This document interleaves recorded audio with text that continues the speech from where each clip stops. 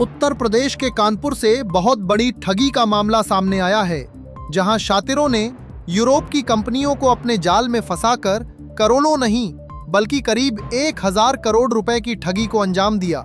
जैसे ही इस international fraud का खुलासा हुआ, पुलिस तुरंत एक्शन में आ गई और पूरे मामले की जांच शुरू कर दी गई।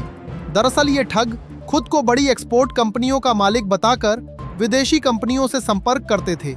ये लोग सस्ते दाम में स्टील और अन्य प्रोडक्ट सप्लाई करने का ऑफर देते थे और अपने प्रोफेशनल दिखने वाले दस्तावेज, वेबसाइट और कंपनी प्रोफाइल के जरिए भरोसा जीत लेते थे।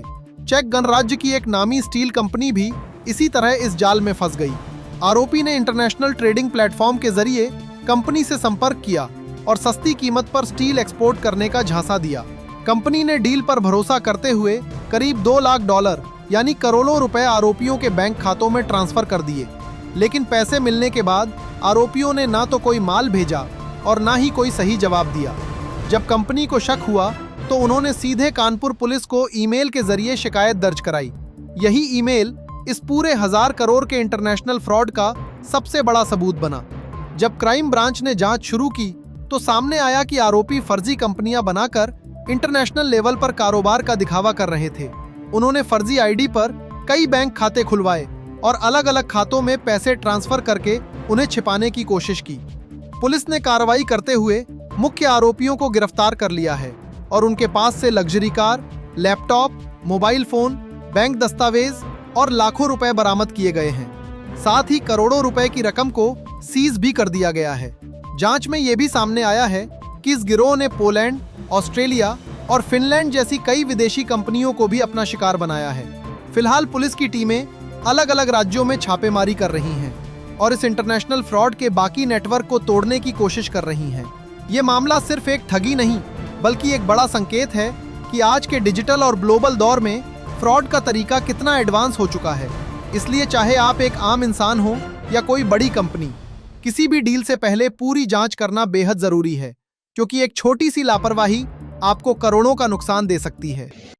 ज्यादा ही है, मतलब 200 करोड़ करते हैं। हाँ, लेकिन देखिए हमारे पास डिटेल अभी जो है, जैसे इसके खाते में अभी करेंटली इसके टोटल खाते में अभी करीबन 1.25 लाख के आस पास।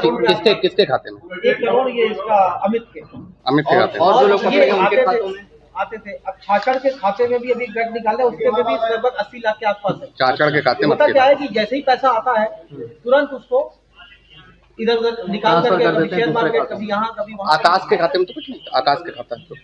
आकाश इसका वो था, मतलब ये इसमें ऑनलाइन एक कंप्लेंट हम लोग को प्राप्त हुई थी मेल के जरिए, जिसमें एक चेक गणराज्य के व्यक्ति थे, उनके द्वारा बताया गया कि वर्धमान इंडस्ट्री नाम से एक कंपनी है जिनके द्वारा धोखाधड़ी फ्रॉड करके इनसे $2 लाख इनसे ले लिए गए हैं।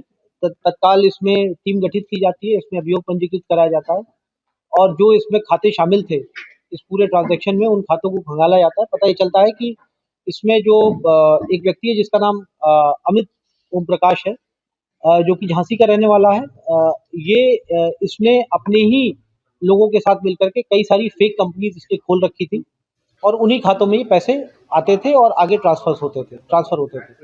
इसमें एक अन्य अभियुक्त है राहुल छाछड़, जो कि मुंबई का रहने वाला है, जिसकी गिरफ्तारी हुई है और ट्रांजिट रिमांड पे इसको लाया जा रहा है।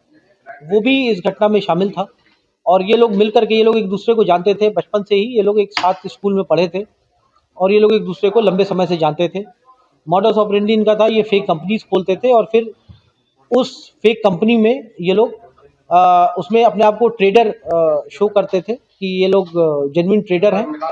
विदेश से लोग पैसा लेते थे और फिर उसके बाद ये लोग ठगी करके उस अकाउंट को भी बंद कर देते थे और फैक्ट्री का पता भी चेंज कर देते थे, वेबसाइट भी बंद कर देते थे। इसमें अभी फिलहाल 2 व्यक्तियों की गिरफ्तारी की गई है। जो तीसरा व्यक्ति है उसको भी गिरफ्तारी करके ट्रांजिट रिमांड पे उसको लाया जा रहा है। इसमें जो मुख्य अभियुक्त है अमित, इसके पास से हम लोगों को 15 अकाउंट्स मिले हैं जिसका ये एक्सेस इसके पास था।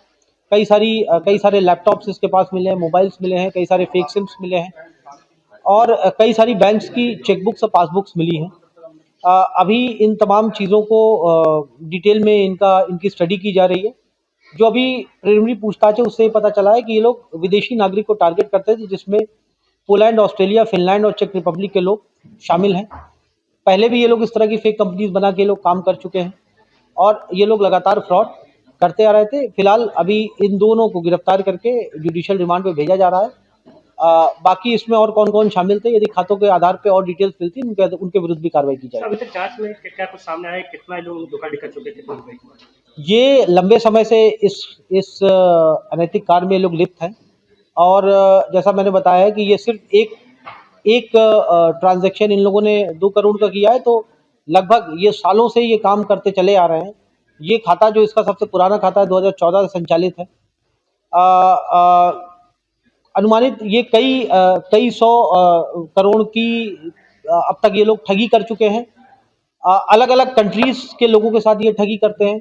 इनका मॉडस ऑपरेंडी यही होता है कि फेक पते पर एक फेक कंपनी की वेबसाइट बनाई जाए और फिर उसमें जो टोकन मनी है उसको लिया जाए और फिर उसके बाद जब तक उसको पता चलता है तब तक ये लोग वेबसाइट भी बंद कर देते हैं और कंपनी भी वहां से गायब हो जाती है। कितना पैसा सीज किया गया, क्या कुछ मिला है? अभी फिलहाल इनके जो खाते हैं, जो खाते में पैसा था लगभग 1,30,00,000 रुपए अमित के खाते में था, वो फ्रीज किया गया है और लगभग 70 से 75 लाख रुपए अभी जो राहुल छाछड़ है उसके अकाउंट में था, उसको फ्रीज किया गया है। अन्य जो खाते हैं उसकी डिटेल ली जा रही है, उसके विरुद्ध उसपे जो भी पैसा होगा, फ्रॉड अमाउंट होगा, उसको फ्रीज किया तो जाएगा। शिकायत किस माध्यम से आई थी आप लोगों को? ये ऑनलाइन शिकायत आई थी, वेबसाइट इससे मेल के माध्यम से हमें शिकायत प्राप्त हुई थी। ये चेक गणराज्य